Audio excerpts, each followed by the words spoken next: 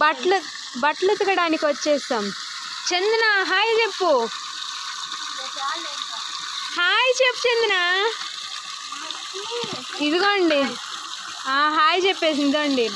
కుళాయి కూడా ఆపకుండా అట్నే ఉంచేసింది. సాయంత్రం పూట చిమ్మ చీకట్లో మేము వచ్చాము గుడ్డలు ఉతకడానికి. భూ అని భయపించేలాగుంది. ఇలాగా చూడండి, ఏమో బాత్రూమ్ పక్కనే ఉతుక్కోవడానికి పెద్ద పెద్ద బండ్లు మా కోసం వేసేసారు. పాపం ఫీల్ అయిపోయింది. తెల్ల ప్యాంటు కాస్త నల్లగా అయిందంట. లైట్ వేసి వెళ్ళి కొంచెం తెల్లగా వచ్చిందంట.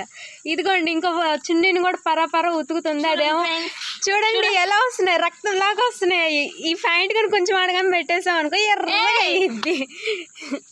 ఇదండి మా చందన ఏమో ఉతికి పడేస్తుంది. నేనైతే చూడండి ఫ్రెండ్స్, తీసుకోవడం వాళ్ళలాగా రుద్దడం లేదు, మనదంతా బాదడమే పని. నా బకెట్ అయితే నిండిపోయింది. మళ్ళీ కలుద్దాం.